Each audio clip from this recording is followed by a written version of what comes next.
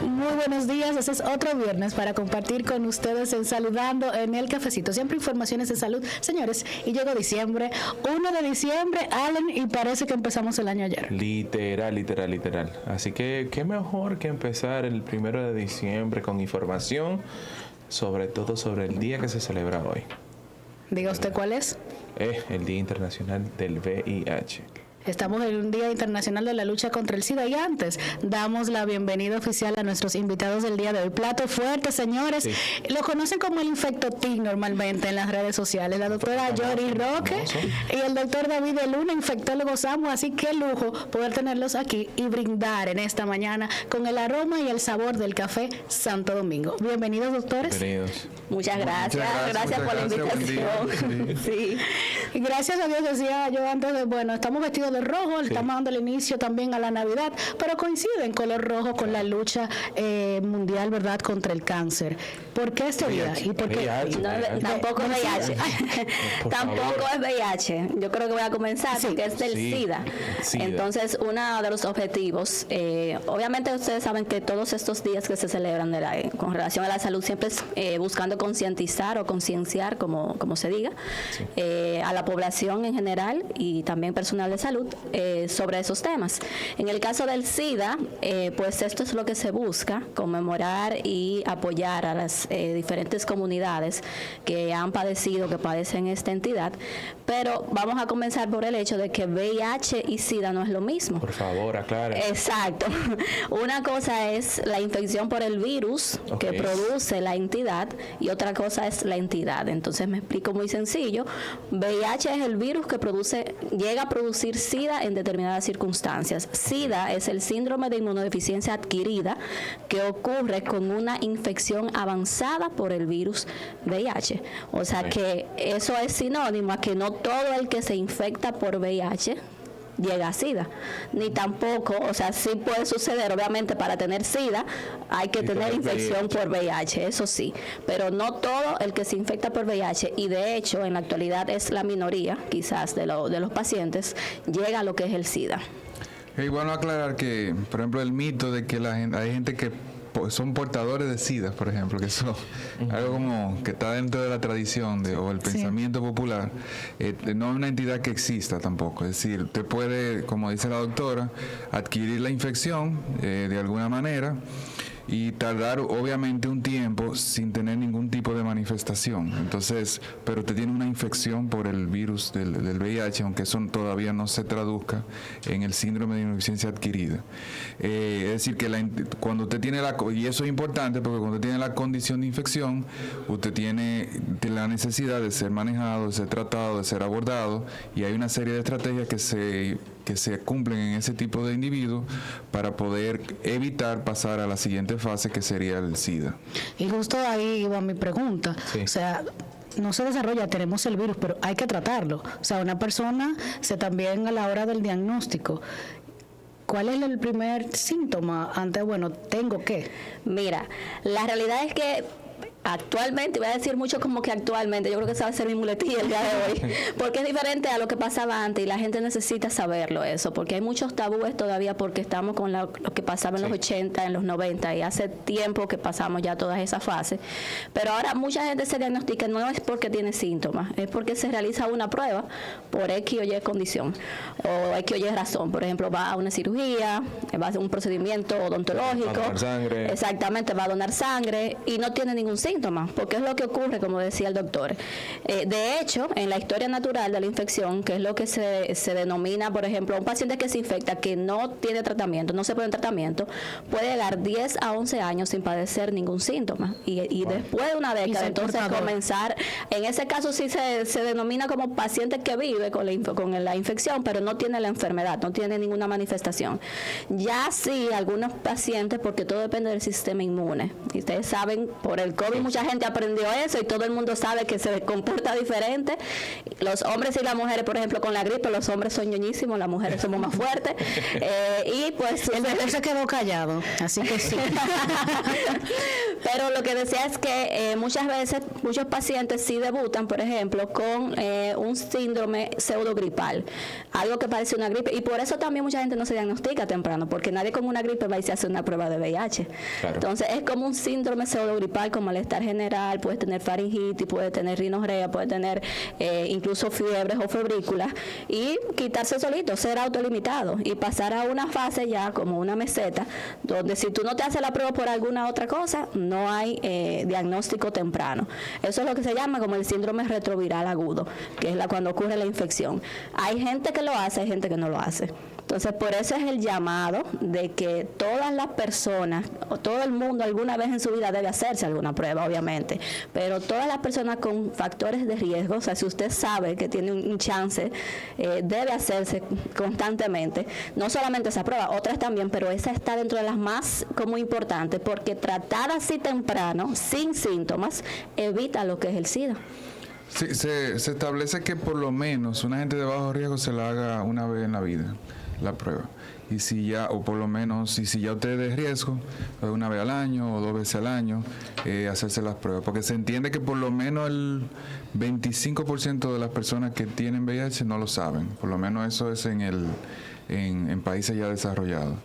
Y evidentemente lo mejor es captar esas personas antes de tener síntomas. Entonces es bueno por lo menos hacerse una prueba y ya, si conocer la condición te va a favorecer. ¿Por qué? Entendemos, sabemos que son personas de alto riesgo. ¿Cada cuánto tiempo una persona que está, digamos, en alto riesgo debe de hacerlo? Por lo menos 1 o 2 veces al año, ¿verdad? Por lo menos 1 vez al año, si es de alto riesgo. Sin embargo, tenemos que definir el tema del riesgo. Eso, ¿cuáles son las personas? Sí. Y otra pregunta también me cae, por ejemplo, si está en alto riesgo, ¿cuándo se detecta, como quien dice, el virus, automáticamente, digamos, que esa persona... Sí, definiendo el riesgo, tú sabes que podríamos tener varias situaciones. Tú pudieras haber tenido un contacto sexual voluntario, casual, pero que no tuviste protección y no sabes la evidencia, el origen de la otra persona. Entonces, bajo esas condiciones, y si tú tienes la sospecha, o a veces incluso sin tenerla, tú debes hacerte la prueba, independientemente que te la hiciste hace 2 o 3 meses atrás. ¿Cuándo podría salir la prueba positiva? Tendríamos 2 escenarios. Hay pruebas para identificación temprana, que lo que tú haces es detección de un componente del virus. Esa se le llama la detección del antígeno P24, y tú puedes hacerlo en el primer mes aproximadamente de haber tenido el contacto. Okay. Luego de ahí tiene otras pruebas, que es la tradicional, que es la que llamamos la ELISA, que cada vez es más eficiente, y ya a partir del mes y medio, te puede empezar a salir positiva. Hay que tener cuenta con la ELISA, o tener pendiente. Hay generaciones de ELISA un poco más atrasadas, que sí, que a veces los laboratorios aún la utilizan, que sí el resultado puede empezar a salirte positivo a partir del 3er mes. Pero lo que llamamos la ELISA de 4ª generación, ya a partir del mes comienza a salirte positivo. Entonces, bajo ese escenario de riesgo de que tuviste un contacto, ese es un punto. Pero hay otros grupos de riesgo. Por ejemplo, hombres que tienen sexo con hombres, personas que se dedican a la actividad sexual y ese tipo de cosas también tienen un riesgo. Entonces, en ese grupo de personas se programa por lo menos 2 o 3 veces al año, realizar pruebas rutinarias para obviamente poder protegerla a esos individuos y también proteger al que se expone con ellos. Una pregunta. Quien tiene la infección, ¿verdad?, pero no ha desarrollado el virus y tiene un contacto sexual, ¿puede infectar a otra y esa otra sin desarrollar el virus? Sí, claro que sí. Porque recuerda que te dije, hay pacientes, hay personas que no hacen el síndrome retroviral agudo, pero hacen una seroconversión temprana. E incluso de esas pruebas ELISA que mencionaba el doctor, hay una de 5ª generación que incluso puede detectarlo más temprano del mes, mucho antes del mes, y salir positivo. O sea, hay pacientes que seroconvierten, que quiere decir que ya tienen como anticuerpos contra el virus muy temprano. Y si no lo tienen, mira lo que pasa, que en la etapa aguda, la carga viral, o sea, la cantidad del virus que circula en la sangre es muy alta, porque es como cuando entra y comienza a buscar dónde se va a entrar y comienza a diseminarse y todo lo demás. Y ahí la carga viral en la sangre es sumamente alta. Comienza a descender a medida que pasan las semanas y los meses hasta que hace una meseta, pero va a estar en la sangre. Entonces, si ese paciente no tiene síntomas porque no hizo síntomas, porque le tocó no hacerlo, y tiene la carga viral alta o tiene virus en la sangre, claro que lo va a transmitir. Entonces, en el otro va a depender de su sistema inmune. Ese sistema inmune. Exactamente. Que también ahí tenemos que hacer un programa, doctora, sobre los mitos de cómo uno fortalece el sistema inmune y de cuál es la realidad médica. Toda la bebida. Entonces, aquí vamos a ver la parte psicológica, también aprovechando que Allen es nuestro psicólogo de cabecera. Ustedes dicen, hay personas que no saben que lo tienen, se encuentran con la realidad cuando se hacen otra prueba, el impacto. Si de por sí las personas quizás se niegan a hacerse una prueba por encontrarse con... El impacto de pero yo vine a hacer otra cosa y tengo el VIH o automáticamente ese estigma es, me voy a morir. Automáticamente ese es lo primero que llega a tu cabeza. Voy a morir, voy a fallecer, ya mi vida no va a ser normal como antes. ¿Qué voy a hacer? ¿Qué va a pensar mi familia? ¿Qué va a pensar la sociedad? Y ese impacto que va a tener a nivel emocional es bastante fuerte. Entonces, ahí literalmente hay un estrés que el sistema inmune hasta disminuye más. Claro.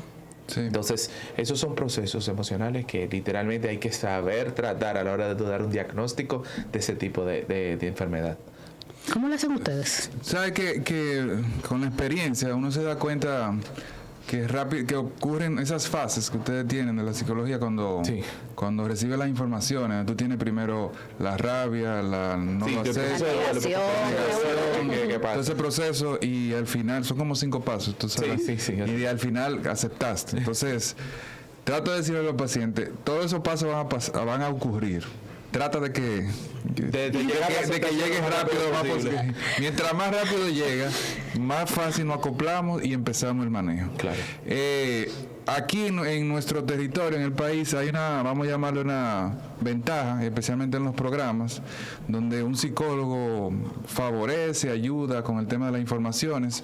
Por ley, en la Ley General de SIDA, los centros de salud tienen que entregar una documentación donde el paciente acepta que se le hagan las pruebas, y especialmente en los hospitales públicos se da una consejería pre y posprueba. Eso como para crear ese escenario. Sí. Pero de verdad también, aún en los hospitales públicos donde se trata de cumplir eso, y más en las clínicas, el proceso de entrega del resultado, ahí empieza el trauma. Donde primero no le quieren entregar al dueño del resultado, no le quieren entregar el resultado, que eso va para el médico, que traiga un familiar, etcétera. Entonces ya eso va creando esa nebulosa, una esa expectativa ya negativa. Entonces, un miedo. Luego de ahí, entonces el paciente o quien sea un familiar, que a lo mejor ese paciente no ha decidido que el familiar lo sepa todavía, pero entonces la institución quiere entregárselo a otro o al médico. Entonces ya viene todo ese proceso y ese es trauma. Yo pienso que hay que trabajar ese aspecto de cómo el paciente recibe la información, cómo se prepara antes de tener un resultado, para que de la manera más cómoda posible, si se puede decir así, pues la información le llegue y tú puedas hacerlo. Una vez ya en los tiempos que uno va y rota afuera y está en otro escenario, allá son un poco más crudos. Allá realmente...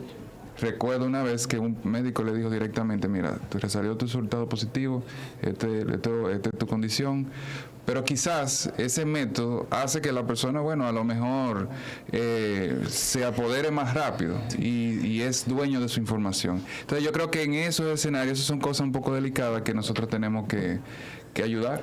A mí me gusta como suavizar un poco. Yo entiendo que más sabes la información mejor. A mí, te voy a dar 2 ejemplos. Sí. Por ejemplo, cuando me ha tocado dar la información, que ya casi siempre nos llegan con el diagnóstico, pero cuando nos ha correspondido a nosotros, desde la formación, desde la residencia, claro, siempre yo iba primero, porque ya cuando iba el infectólogo a verlo, obviamente era ellos no siempre nos identifican o nos relacionan con el VIH-Sida, obviamente, claro, sobre todo en el hospital, que manejamos otras cosas, pero siempre yo iba diciendo, mira, me llamaron porque tú estás presentando una sintomatología y hay unas pruebas de sangre, mira tu hemograma, y comenzaba a mencionar varias cosas. Yo necesito hacerte la prueba de VIH, aunque estuviera ya hecha, pero yo le decía, yo necesito hacerte la prueba de VIH porque entonces yo iba mentalizándolo. A veces me tomaba 2 visitas, pero como una era residente no había problema porque el paciente iba a estar ahí como quiera. Claro. Hasta que yo decía, mira, ya te hicimos la prueba, yo tengo que confirmar, pero ya para que el paciente como que fuera cayendo. Y al final decía, mira, la prueba de salud, ahí ya, pero ya él venía como medio con una zapatica y preparado. Sí. Ya ahora, por ejemplo, cuando llegan, me pasa mucho que ustedes saben que consultamos juntos, pero él en la tarde y en la mañana, pero llegan con ese trauma de que se lo dijeron sin vaselina, de que se lo dijeron así, crudo. Muchos llegan ya muy relajados, de que se lo toman, para ser sincero, mucha gente llega como que nada de nada. ¿Qué tan frecuente es? Muy frecuente, muy frecuente. Hay otras personas que sí, entonces viene esa consulta de casi uno tiene que volverse psicólogo para convencerlo de que no es SIDA, que no se va a morir, que ahora vamos a ver una serie de cosas.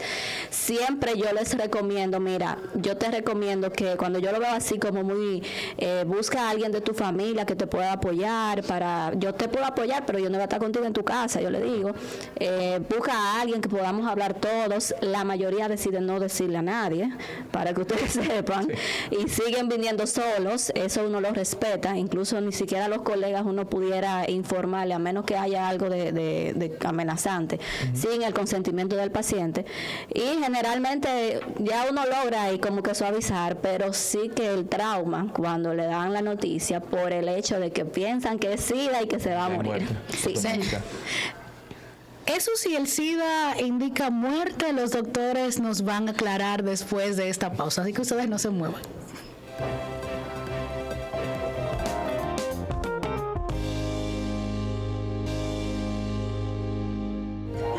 Y como ustedes saben, nosotros siempre armamos un programa paralelo porque hay demasiada información interesante que compartir, y más con este dúo dinámico, así vamos a llamar lo que tenemos de la medicina, y sobre todo de la medicina moderna. Don Jaime siempre destaca el hecho de que los médicos tienen que especializarse, tienen que salir a los congresos, y cuando hablamos, vienes, eso sí.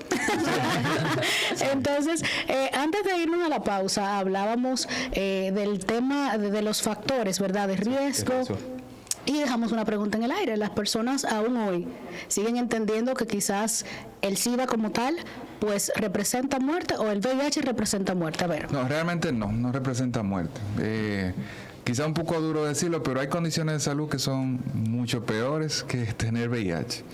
Obviamente tenemos que evitar, prevenir, que eso lo vamos a conversar más adelante, pero realmente como ya está el manejo del VIH, de verdad es una condición totalmente tratable, totalmente controlable, no se cura, obviamente, pero hay tratamientos que ponen al paciente en condiciones estables a hacer una vida normal. Obviamente con la disciplina de tomarse el tratamiento. Y aún más, el tratamiento va a evolucionar a un punto donde el paciente va a ir, eso viene, el paciente va a ir una vez al mes o cada 3 meses a un lugar a ponerse, eso no existe todavía en nuestro país, para que no confundamos, va a ir a un mes o cada 3 meses a ponerse un medicamento inyectado y va a poder seguir un mes más o 3 meses más tranquilo en su casa. Ahora mismo lo que tenemos son pastillas, que los efectos secundarios de esas pastillas se han reducido a lo mínimo. Es decir, antes teníamos un reguero de pastillas que el paciente se la tomaba, le daba náusea, no dormía, tenía pesadilla. Eso ocurría hace quizás 5 años atrás, pero hemos tenido una evolución rápida de los tratamientos al punto de que tenemos una sola pastilla que tiene los 3 medicamentos en esa pastilla. El paciente se la toma a la hora que quiera. Tuvimos un tiempo que teníamos que decirle que la tomara de noche porque le daba pesadilla, pero ya tampoco eso existe del todo. Quizás en los programas todavía porque se usan algunos medicamentos. Y el paciente se la toma tranquilamente y ya una vez al día por un mes, y se da su seguimiento. Tanto así también que los seguimientos se pueden hacer cuando el paciente está controlado, dependiendo de la evolución, cada 3 meses, cada 6 meses, e incluso tenemos algunos pacientes que lo vemos una vez al año. Es decir, que es una situación totalmente controlable, donde usted puede hacer su vida normal. Es una enfermedad crónica transmisible. Por ejemplo, OMS tiene 2 grupos de entidades que se le pone atención dependiendo de cómo van. Están las enfermedades transmisibles y las no transmisibles. Dentro de las no transmisibles está la hipertensión, la diabetes, el hipercolesterolemia y otras enfermedades, y de las transmisibles, la infección por VIH. Pero decía el doctor que algunas entidades son un poco, quizá más complejo su manejo, porque de las no transmisibles, vamos a hablar de la diabetes, no hay un paciente que diabético, o sea, con una sola pastilla se pueda controlar la vida entera, porque vienen una serie de complicaciones. Casi siempre la diabetes se acompaña a temprano o después de hipertensión, entonces vienen más pastillas, que el colesterol, que la insulina, que una serie de cosas. Y estamos hablando que el VIH es una pastilla, y como dice el doctor, en Estados Unidos están esos medicamentos, oye, que eso es una maravilla, ya tú sabes cuando nosotros vimos eso. ¿Esos medicamentos? No, esas inyecciones que son cada 3 meses, y vimos incluso en un nuevo congreso que fuimos últimamente, una inyección que se está evaluando para cada 6 meses. O sea que un paciente literalmente va a ponerse 2 inyecciones al año y se va a mantener controlado. ¿Cuál paciente diabético? No estoy menospreciando. No, doctora, la verdad, los especialistas estoy menospreciando, pero es dándole peso al hecho de que esta entidad no significa muerte, no significa que el paciente se va a condenar, no significa que tiene que dejar de trabajar. No, usted lo que tiene que ocuparse sus primeros meses, ponerse un tratamiento, dar el seguimiento, y ya usted va a seguir su vida normal. Normalmente, antes de entrar en ese factor del trabajo, que por ahí viene una pregunta y en la parte del estigma social, hablamos de siempre que mencionamos transmisión, se entiende como que, bueno, es relaciones sexuales, pero hay otras maneras de contagiarse del VIH. Sí, el contacto, por ejemplo, hay transmisiones o algunos factores de mayor riesgo o menor riesgo, pero siempre tienen que ver con sangre que está contaminada, o sea, que está infectada. Y ya ustedes saben, como mencionaba al principio, que tiene que haber virus en esa sangre. Entonces, literalmente, o así como pensando, ¿verdad? Cualquier fluido humano que tenga sangre visible y esa sangre esté contaminada, por ejemplo, si un paciente sangra por la nariz y esa sangre, ese paciente no está en manejo, no está controlado, tiene una carga viral alta, y otra persona tiene contacto con esa sangre de la mucosa, no de la piel, porque no entra por la piel, es decir, esa sangre le cae a los ojos, le cae a la boca, tiene una cortada y le cae por ahí, es un potencial vía también. Pero asimismo otros fluidos, el semen, por ejemplo, las secreciones vaginales, por ejemplo, el sudor y la saliva, no, eso no está demostrado, eso no está, se ha estudiado y eso no está demostrado. Y obviamente, por ejemplo, la transmisión a través de las transfusiones sanguíneas han disminuido bastante, porque se hacen muchísimas pruebas, y como decía el doctor ahorita, las pruebas se han mejorado con el paso del tiempo, y quizás esa brecha de que antes era un mes, 45 días, en menos tiempo se puede detectar si una sangre está infectada y ya se rechaza esa sangre. O sea que básicamente es contacto con sangre infectada, que por las vías sexuales es lo más frecuente, pero las otras vías también están. El punto del estigma social, en base, tú puedes ir a trabajar si tienes VIH o si tienes, vamos a suponer también la parte ya del SIDA. Pero en días pasados vimos una campaña que realizaron, un experimento social a raíz de la película. No. Y eso todo el mundo reaccionó, eso generó un tema adverso, incluso después tuvieron que salir los productores a hacer entender a la población de qué se trataba. Si eso pasa con una película de una promoción, entonces mi pregunta es, ¿qué pasa con los pacientes que están sufriendo ese estigma en sus lugares de trabajo, en que se resisten a hablar con las familias por su realidad? O sea, que en el lugar de trabajo no debieran tener estigma. La ley lo protege, ¿verdad? Porque sí, la ley lo protege. Pero hay empresas que aún siguen haciendo los exámenes analíticos. Pero eso está indebido. Es decir, incluso no solo para VIH, hay una serie de pruebas que no deben de mandarse a hacer, porque usted tiene una integridad y usted tiene una condición donde usted expresa lo que entienda, que quiera que el otro sepa. Entonces, por ejemplo, la condición de VIH, la condición de hepatitis B, hepatitis C, lo que es cualquiera de esas situaciones, e incluso otro tipo de enfermedades, usted tiene el derecho a no comunicárselo a nadie. Entonces, yo sé que hay empresas que todavía hacen ese tipo de pruebas, incluso pruebas mucho más banales. Yo he visto pacientes que llegan a otra consulta por pruebas que yo no entiendo para qué se la mandan a hacer. No, por ejemplo, un paciente que le habían hecho por que le habían hecho coprológicos, para que tenían que estar limpios los coprológicos para poder trabajar. No entiendo para qué. Entonces, y cuando se filtran esas informaciones, entonces esas informaciones se pueden filtrar, el paciente se puede estigmatizar dentro del grupo, y de verdad usted tiene un derecho a que nadie tenga que saber, no que usted no tenga VIH, usted tiene derecho a que nadie sepa que yo soy diabético. Si yo no quiero que usted sepa que yo soy diabético, ese es mi derecho. Entonces, lo mismo ocurre con esto. Entonces, yo creo que ahí ese es otro punto que hay que trabajar, porque de verdad hay empresas que lo siguen haciendo, no tiene una razón de ser, porque vamos a decir, es VIH positivo, vamos a ver, y vamos a decir que el recurso humano lo supo, pero el paciente está controlado, puede trabajar en cualquier zona del... Si usa la taza y la friega, no se va a contagiar. No va a pasar nada. Entonces, realmente eso es un tema que necesita reforzar. Si hay algo que yo quiero agregar ahí, que no hay que confundir o para tenerlo pendiente, si nosotros cuando recibimos un paciente a quien se le hace el diagnóstico, uno trata de hacer un rastreo, Sí. Porque obviamente queremos disminuir la transmisión y tratar lo más temprano posible a esa persona que no lo sabe. Y vamos a poner un ejemplo, el doctor mencionaba ahorita trabajadores sexuales. Por ejemplo, si llegara una paciente o un paciente, un hombre que tiene sexo con hombre, que positivo, uno siempre le recomienda, mira, el último año, los últimos 2 años, tus parejas, las parejas que tú has tenido, deberías informarlo. Uno, para que sepan, uno nunca coge el teléfono y comienza, uno no puede, o sea, uno no, yo se lo digo a ella, no, yo no puedo, yo necesito que tú me autorices. Incluso si uno hace un comunicado para alguna cosa, tiene que ponerle abajo, se hace a solicitud del paciente y que el paciente te firme y eso, porque uno está violando, ¿verdad? Claro. Su intimidad. Sí. Pero si uno hace la recomendación, como igual mencionaba ahorita, de que alguien en su familia lo sepa por el apoyo psicológico, de que se haga ese rastreo para hacer ese tamizaje de los contactos, posibles contactos, para hacerles pruebas, porque pudieran estar infectados. Si el paciente lo considera, se hace, pero si el paciente no lo considera, no se puede. Tengo una pequeña pregunta. Pero esa pregunta la vamos a hacer sí, claro. después de los compromisos comerciales que tenemos.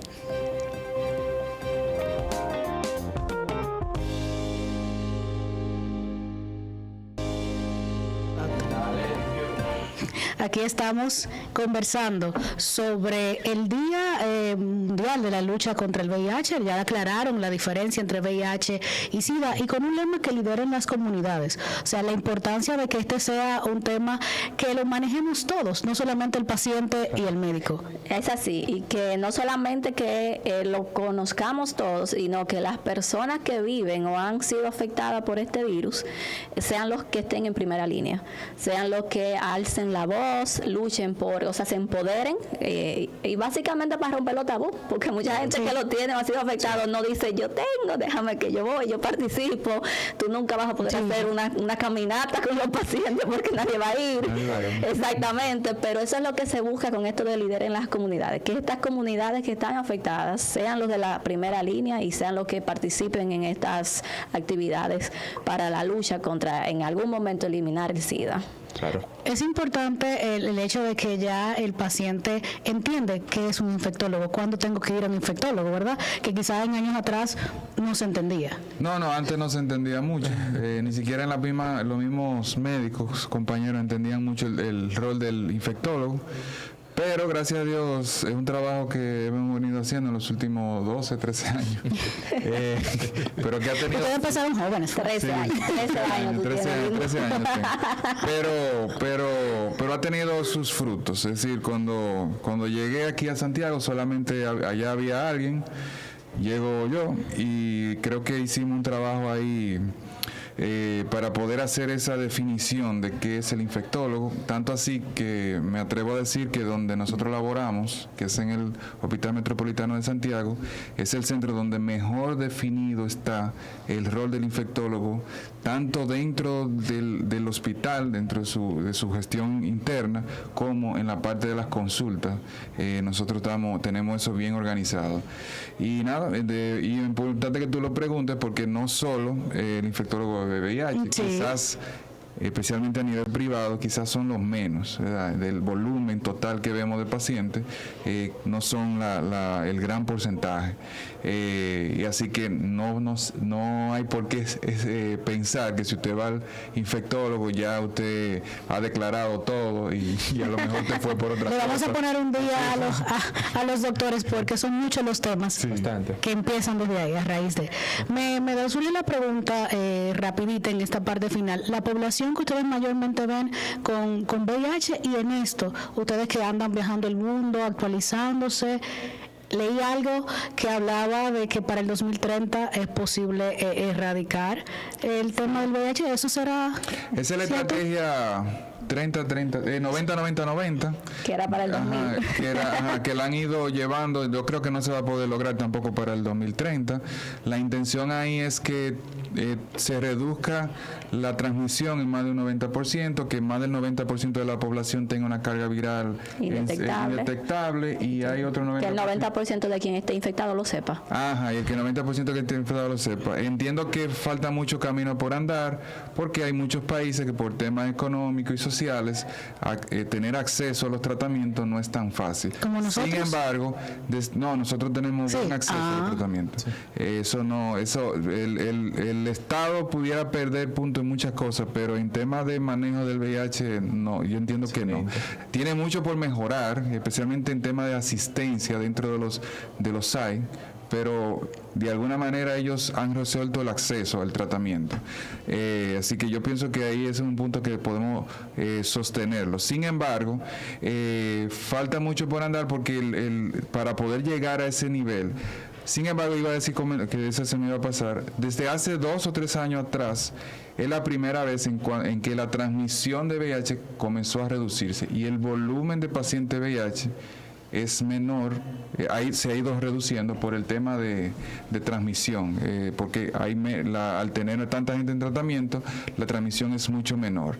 Es decir, que en algún momento, no sé si será 2030, 2040, 2050, pero el destino de la infección es a desaparecer en algún momento. Es decir, no creo que, no sé si esta generación lo va a vivir, si será para otra generación, pero en algún momento la infección va a reducirse a sus mínimas expresiones cuando tú tengas una población importante de personas en tratamiento. Bueno, doctores, de verdad que sus palabras, sus conocimientos son geniales, de verdad que sí.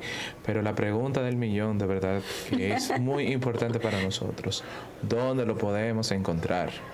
Claro, primero en las redes, @infectoteam en Instagram, y como el doctor decía, en el Hospital Metropolitano de Santiago, suite 1003, ahí estamos en las consultas, y nos ven en los pasillos. Desde que van allá hay yo los he visto en las redes. Sí.